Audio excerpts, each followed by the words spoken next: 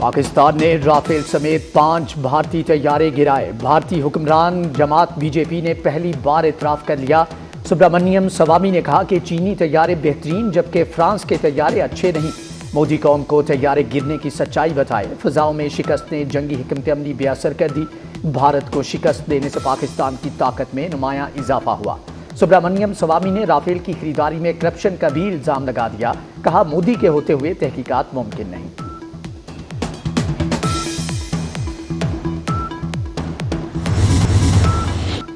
بھارتی air chief نے دفاعی معاہدوں میں کرپشن کا بھانڈا پھوڑ دیا۔ اے پی سنگھ کے نئی دلی میں ایک سیمینار کے دوران سنسنی خیز انکشافات۔ کہا دفاعی معاہدے تو ہوتے ہیں مگر ہتھیار نہیں آتے۔ دفاعی معاہدوں کی ٹائم لائن کا جنازہ نکل چکا۔ ہر منصوبہ تاخیر کا شکار ہے۔ آپریشن سندور نے دفاعی قیادت کو جھنجھوڑ کر رکھ دیا ہے۔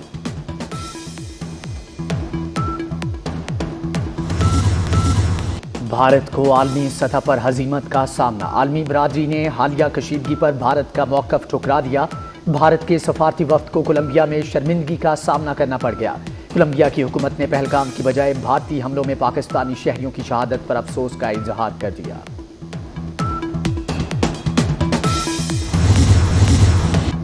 اسٹریٹجک مس کیلکولیشن کو مسترد نہیں کر سکتے۔ مستقبل میں یہ معاملہ متنازع علاقے تک محدود نہیں رہے گا۔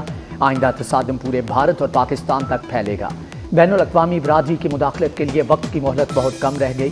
Chairman joint chiefs general Sahir Shamshad کا برطانوی خبر رساں ادارے کو انٹرویو۔ کہا پاکستان اور بھارت 22 اپریل سے پہلے کی صورتحال پر واپس آ گئے ہیں۔ دونوں ممالک سرحد سے افواج کی تعداد میں کمی لا رہے ہیں۔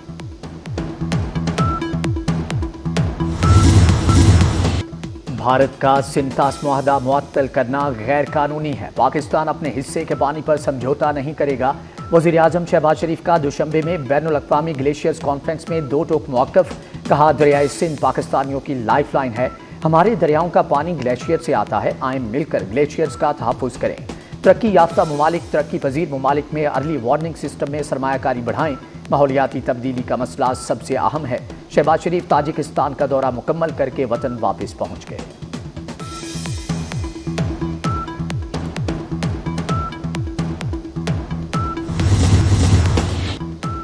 پاکستان کا سنتاس معاہدے کی منسوخی پر عالمی برادری سے نوٹس لینے کا مطالبہ۔ نائب وزیر اعظم اسحاق ڈار کا ہانگ کانگ میں تقریب سے خطاب۔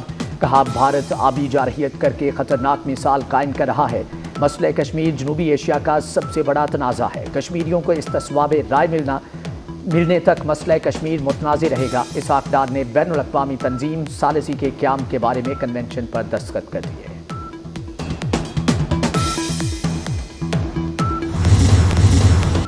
پاکستان کی سلامتی ہماری ریڈ لائن ہے۔ پاکستان نے اپنے سے بڑے ملک کو شکست دی۔ نوجوانوں کو 9، 10 اور 28 مئی کا فرق جاننا ہے۔ بہکاوے میں آنے والے جیلوں میں پڑے ہیں۔ وزیر اعلیٰ پنجاب مریم نواز کا لیا میں طلباء سے خطاب۔ لیا اور ڈی جی خان یونیورسٹی کے لیے 1.5 ارب روپے مختص کر دیے۔ مریم نواز کا لیا میں میڈیکل کالج بنانے کا بھی اعلان۔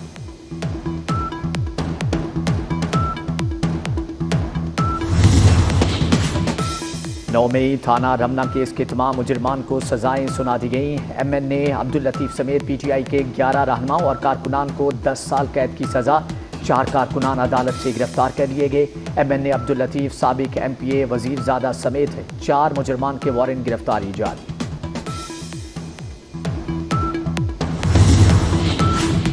پاکستان کا افغانستان میں ناظم الامور کو سفیر کا درجہ دینے کا اعلان۔ نائب وزیر اعظم اسحاق ڈار نے اپنے بیان میں کہا پاکستان اور افغانستان کے تعلقات مثبت سمت میں گامزن ہیں۔ یہ اقدام پاکستان اور افغانستان کے درمیان باہمی روابط کو مزید فروغ دے گا۔ دورہ کابل میں میری ملاقات نتیجہ خیز رہی۔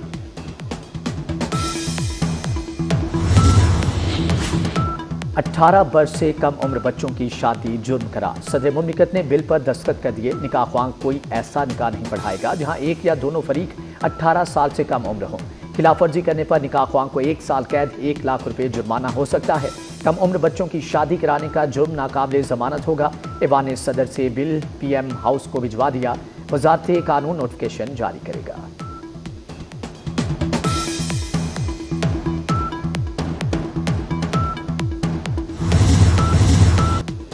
زائد المیعاد شناختی کارڈز پر جاری تمام سمز فوری طور پر بلاک ہو جائیں گی۔ محکمہ داخلہ نے خبردار کر دیا۔ وزیر داخلہ محسن نقوی کا نادرا ہیڈ کوارٹرز کا دورہ۔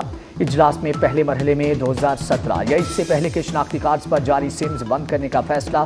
محسن نقوی نے سیکٹر I-8 میں 10 منزلہ نادرا میگا سینٹر کا سنگ بنیاد بھی رکھا۔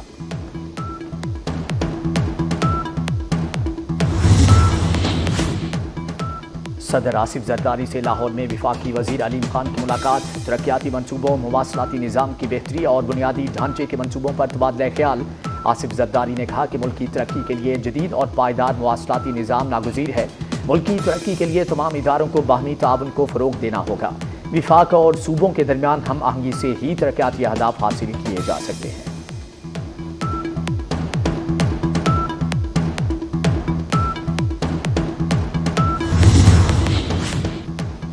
عالمی کریڈٹ ایجنسی فیچ نے پاکستان کی معیشت کو اپ گریڈ کر دیا۔ حکومت کی ماہانہ اقتصادی رپورٹ جاری کر دی۔ رپورٹ کے مطابق حکومت کی آمدن میں اضافہ ہوا، افراط زر میں تاریخی کمی اور مالیاتی نرمی کی راہ ہموار ہوئی۔ کرنٹ اکاؤنٹ $1.9 ارب سرپلس، برآمدات اور ترسیلات زر میں اضافہ ہوا۔ ترسیلات زر 30.9% اضافے کے ساتھ $31.2 ارب تک پہنچ گئے۔ سفارتی میدان میں پاکستان کی ایک اور کامیابی، بھارت کو سبکی کا سامنا۔ روس اور پاکستان کے درمیان اسٹریٹجک شراکت داری کے نئے دور کا آغاز۔ پاکستان کی مضبوط معاشی ساکھ سے متاثر روس کا پاکستان میں بڑی سرمایہ کاری کا معاہدہ۔ پاک روس معاہدے سے خطے میں بھارت کا اثر و رسوخ شدید خطرے میں پڑ گیا۔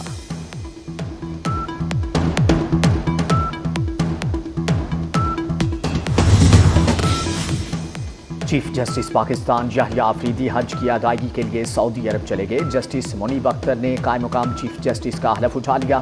سپریم کورٹ کے جسٹس جمال خان مندوخیل نے جسٹس منیب اختر سے حلف لیا۔ جسٹس منیب اختر 6 جون تک قائم مقام چیف جسٹس پاکستان رہیں گے۔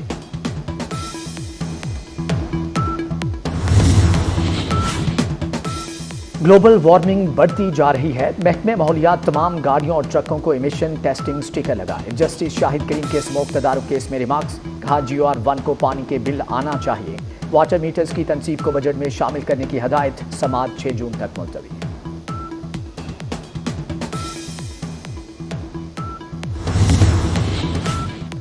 غزہ میں اسرائیلی فوج کی دہشت گردی جاری۔ دیر البلاح اور خان یونس، نصیرات کیمپ، رفح اور جبالیہ سمیت متعدد مقامات پر حملے۔ 24 گھنٹے میں مزید 70 فلسطینی شہید، متعدد زخمی ہو گئے۔ شہداء کی مجموعی تعداد 54,000 سے تجاوز کر گئی۔ امریکی صدر ڈونلڈ ٹرمپ کو بڑا ریلیف، ٹرمپ کے ٹیرف حکم نامے کے خلاف عالمی تجارتی کورٹ کا فیصلہ معطل۔ امریکی اپیل کورٹ نے صدر ٹرمپ کو حاصل ہنگامی اختیارات کو بحال کر دیے۔ امریکی صدر ٹیرف معاملے پر کانگریس کی منظوری کے پابند نہیں۔ ہارورڈ یونیورسٹی کی بڑی فتح، غیر ملکی طلباء پر پابندی کا فیصلہ معطل۔ ٹرمپ انتظامیہ نے ہارورڈ یونیورسٹی کے student and visitor exchange programme certification منسوخ کر دی تھی۔ عید قربان پر 4 چھٹیاں ہوں گی۔ وزیر اعظم شہباز شریف نے 4 سرکاری چھٹیوں کی منظوری دے دی۔ ملک بھر میں جمعہ 6 جون سے پیر 9 جون تک عید کی تعطیلات رہیں گی۔ وزیر داخلہ محسن نقوی کا اسلام آباد میں ایکسپریس وے پر قائم مویشی منڈی کا دورہ۔ مویشی منڈی میں بیوپاریوں اور شہریوں کے لیے فراہم کردہ سہولیات کا جائزہ لیا۔ محسن نقوی کا پارکنگ کے لیے ایریا مختص کرنے کا حکم۔ وزیر داخلہ کی منڈی میں ایک سفید بیل میں خصوصی دلچسپی، بیل کی خوبصورتی کی تعریف کی۔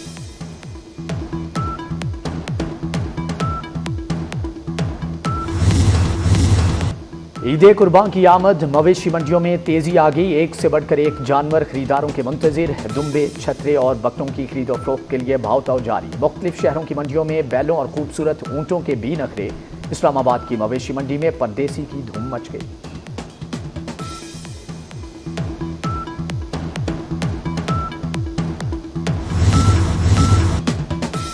ایشین ایتھلیٹکس چیمپئن شپ، ارشد ندیم اور یاسر سلطان نے فائنل راؤنڈ کے لیے کوالیفائی کر لیا۔ دونوں پاکستانی ایتھلیٹس نے ایک ایک تھرو سے کوالیفائی کیا۔